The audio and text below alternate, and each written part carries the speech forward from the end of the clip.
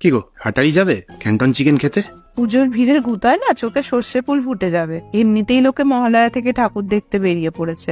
আমি কিন্তু খাবোই। তোমার কথা শুনে তো খেতে আমারও ইচ্ছা করছে। ক্রাঞ্চি ক্রাঞ্চি সবজি, কুড়মুড়ে চিকেন, টক ঝাল মিষ্টি সস, উফ! চলো চলো বানিয়েই ফেলি। একটা চিকেন ব্রেস্ট মাঝখান থেকে স্প্লিট করে নিচ্ছি, তারপর লম্বা লম্বা করে কেটে নেব। এটাকে আরো ছোট ছোট পিস করাই যায়।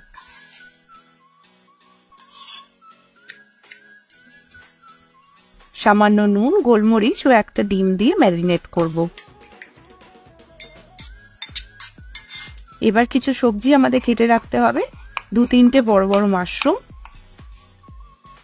একটা গাজর নিয়েছি, তবে পুরোটা লাগবে না, মাশরুমের সমান পরিমাণে হলেই হবে। পাতলা পাতলা স্ট্রিপে কেটে রাখছি। সেইভাবেই কাটছি কিছুটা ক্যাপসিকাম। তোমাকে দেখে আমার ভয় লাগে জানো তো, কোনদিন আমাকেই না কুপিয়ে ফেলো এইভাবে। হতেই পারে। এবার বাঁধাকপিটাকে জবাই করব। সব সবজির থেকে একটু বেশি পরিমাণে বাঁধাকপিটা লাগবে। লম্বা লম্বা করে শ্রেড করে রেখে দিলাম। প্রথমেই যে কাজটা করতে হবে আসুন সেটা করি। অল্প তেল গরম করে মাশরুমগুলো সতে করুন। এবার গাজর দিয়েও একটু নাড়াচাড়া করে নিলাম। এবার ক্যাপসিকাম ও বাঁধাকপিটাও দিয়ে দিলাম। 1 মিনিট সতে করব।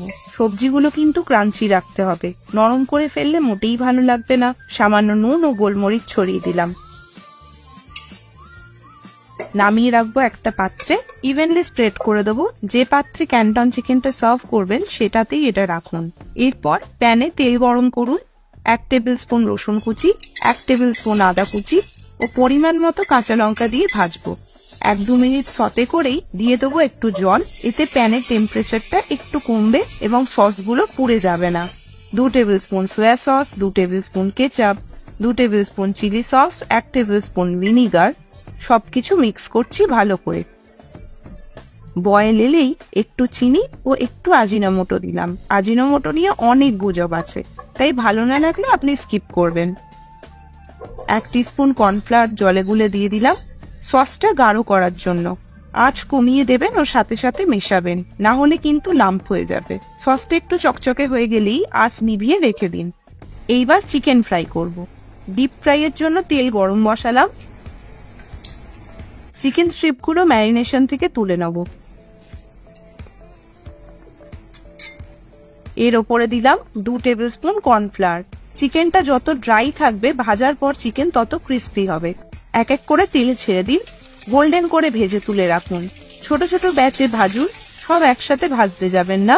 যত মুচমুচে ভাজতে পারবেন ততই ভালো।